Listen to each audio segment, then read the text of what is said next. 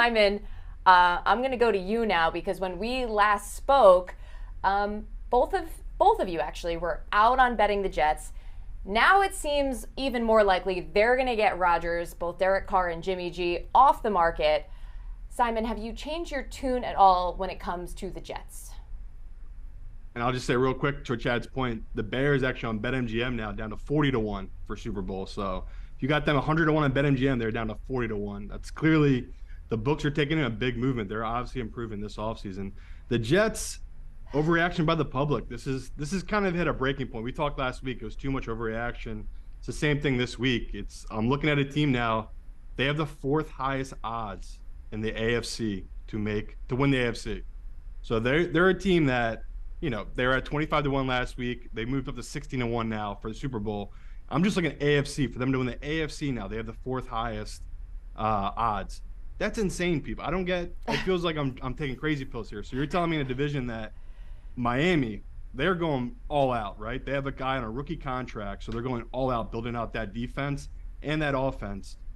You're ahead of them right now in Super Bowl odds. You're ahead of them right now in the AFC odds. So there's a bunch of people that are just overreacting to, the Jets fandom, right? The Jets have a diehard fan base. We know they have a diehard fan base, but the public's joining them, which I just don't get.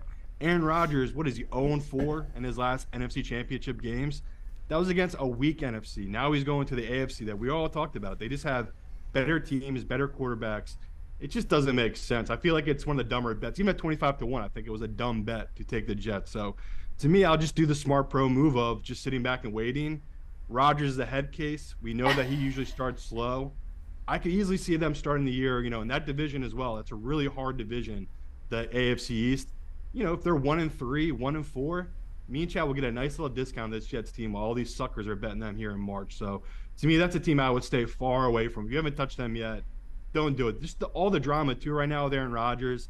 This is just bad vibes. I don't know how Chad feels, but I've kind of gotten even more staunch in my position of I do not like putting anything on the Jets right now. They have a great team, no doubt, but I think they're overvalued, overrated at this point. Chad feels like there's one team in the NFL. The Chicago Bears. Well, to Simon's point, just another report coming out of ESPN that apparently Aaron Rodgers has like a wish list of players that he would like to see the Jets pursue.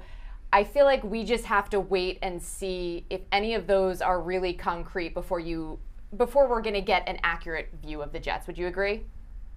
Well, look, if I'm the Jets and I'm the Jets players, I'm kind of already being like, yeah, what kind of guy are we adding to our team here? Right. The trade is in place.